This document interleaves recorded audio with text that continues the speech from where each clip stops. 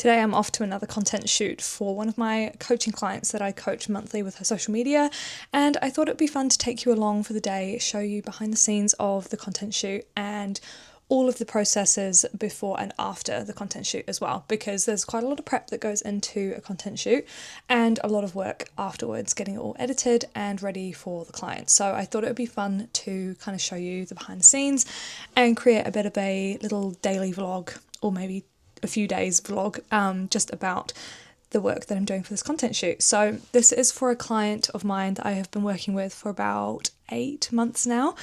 She is a cake maker, and I used to manage her social media full time, but now we're just on a coaching basis. So she's taken over the social media because she feels confident enough now after working together for a few months, me managing it, and now she's taken over and I'm just helping her every month, just having meetings, catching up, making sure that everything's running smoothly, giving her content ideas and all of that stuff.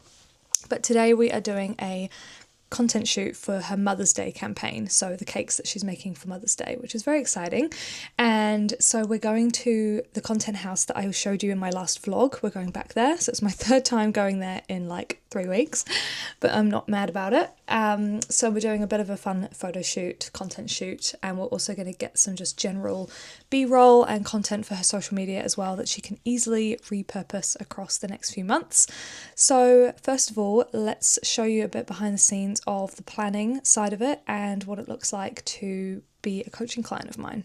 So here's a little insight into the Trello board that I have for this client for her coaching for social media.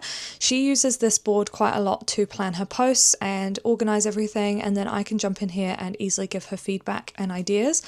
For the Mother's Day campaign, I created a dedicated list with different cards in Trello that she can easily refer to. So the first has got some ideas for the actual cakes themselves, and obviously she is the cake maker, so she will decide on the finals, but I gave her some ideas and we discussed in our last strategy meeting what she kind of wanted to do, and we came up with the idea of doing some mini cakes. So I just put some ideas in here for her to kind of find inspiration from, and we had some discussions about that as well.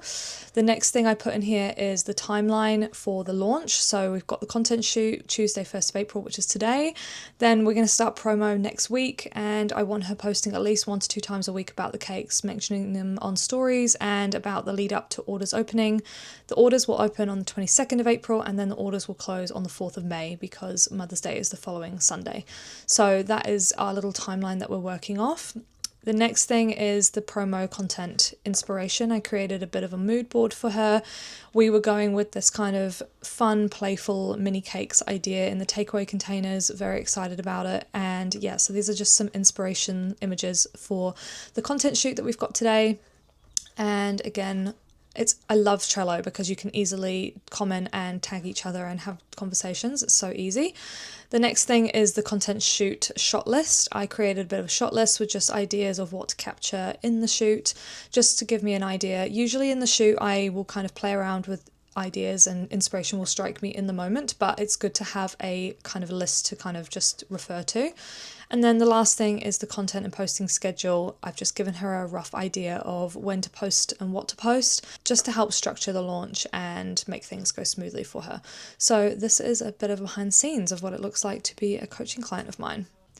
So all I need for this shoot is my phone and a tripod, but I'm taking both phones so that I can get behind the scenes content as well as the actual content. So getting us doing all the behind the scenes things and setting up everything. And then I've got my laptop so I can easily refer back to my notes and shot list and also play some music while we're doing the shoot.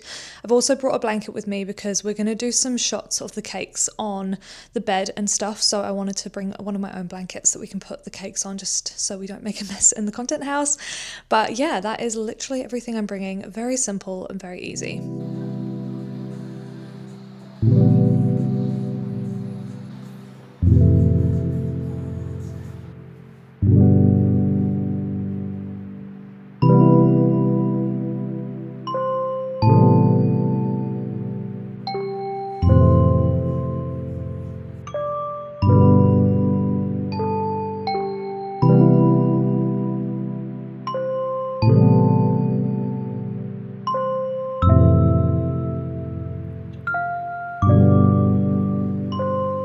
It's the next day. I had the content shoot yesterday and it went so well. It was so much fun. Working with cake is just a dream, and I got to bring some cake home, so even better. And now it's time to edit all the content, upload it, and give it to my clients. So let's get into the process. So I always deliver all the content to my clients either by WeTransfer or Google Drive. Because this client is a monthly client of mine, we have a shared Google Drive.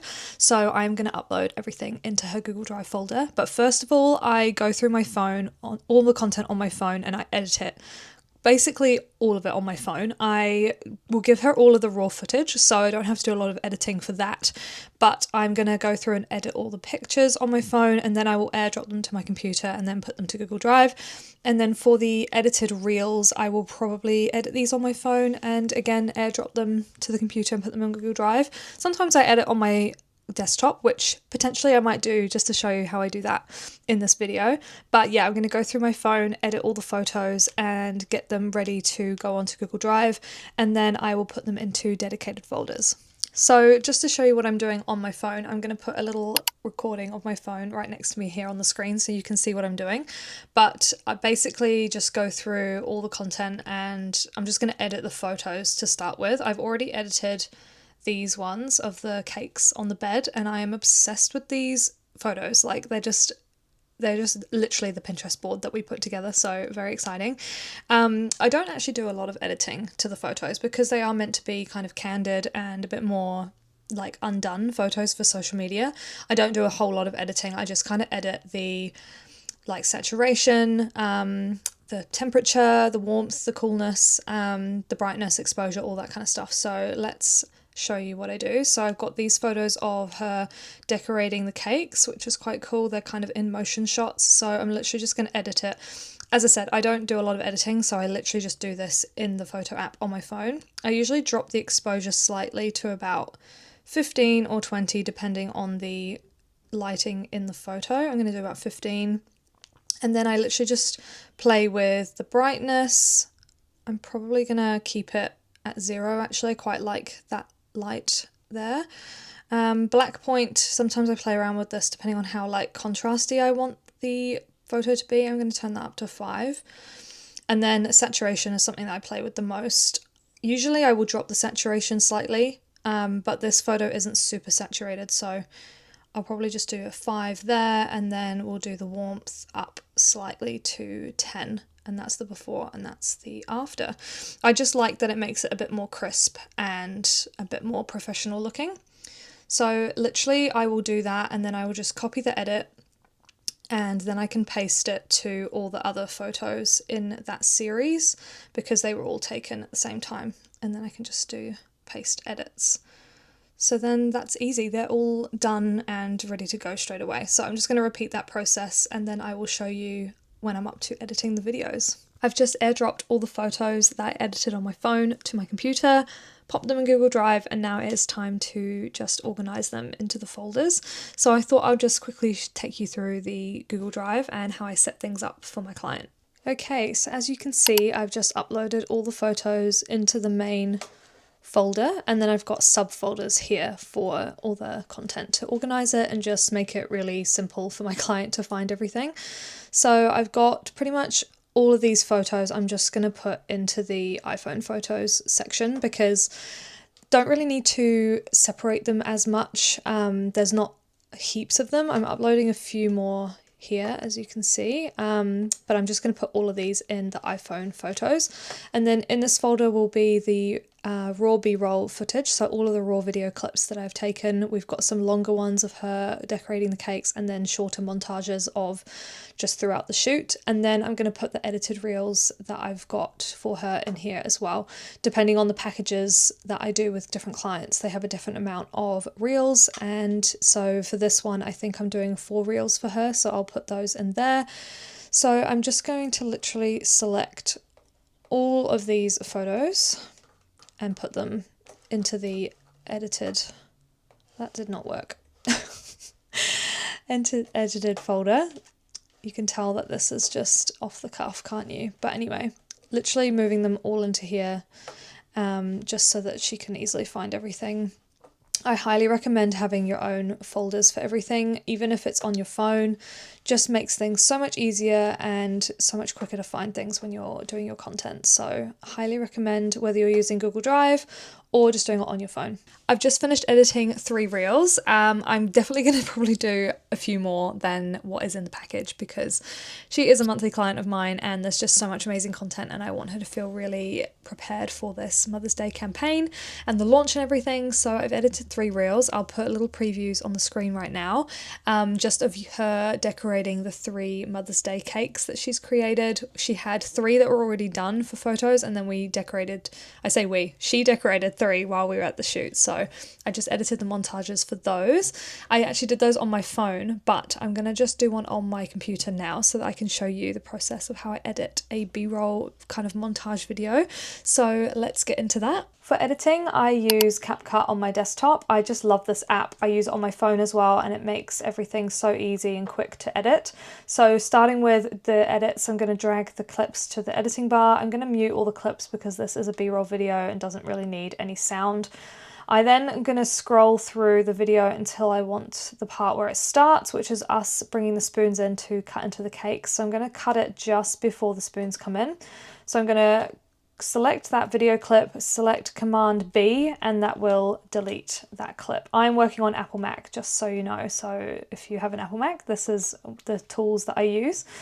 So the spoons will come in. That's looking really cute. I love this shot so much. I just think it's so fun. I'm going to cut it just about, I'm going to go back a little bit, just after the spoons come out of the cakes, Command B, and then I'm going to just shorten that clip a little bit more until we get to the cheers of the spoons, play that part, split that, and then I don't think I need the rest of this clip. No, it's just the cakes without anything else happening. So I'm going to delete that clip, and then we've got some close-ups of each cake being cut into. I like to keep these clips quite short and snappy. When I'm doing B-roll videos, my rule of thumb is to keep the clips between 1 to 1.5 seconds, maybe 2 seconds at max. I just like to keep it super snappy, just so it moves quickly and keeps people engaged. So that is literally all I'm going to do for this one, I think. So we've got the spoons coming in there.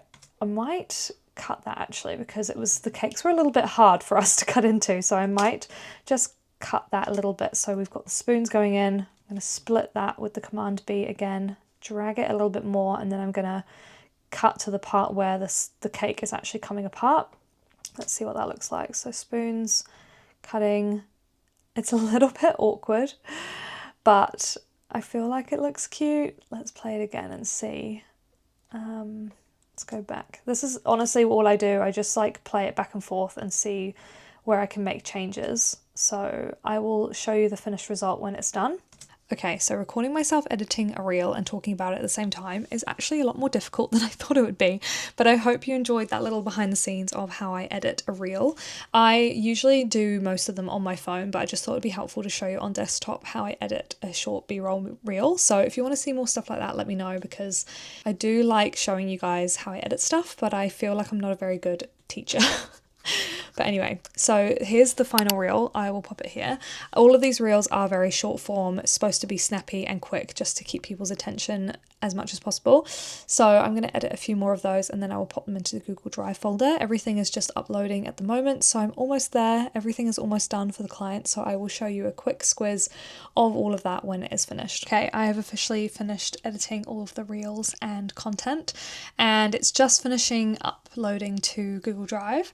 So I hope you've enjoyed this video, just behind the scenes of what it's like for me to prep, shoot and edit content for a client. I hope you found this helpful or useful, and if you want to see more behind the scenes like this, please let me know. I would love to share more of it. But if you have any questions, make sure you leave a comment and I will catch you in the next video.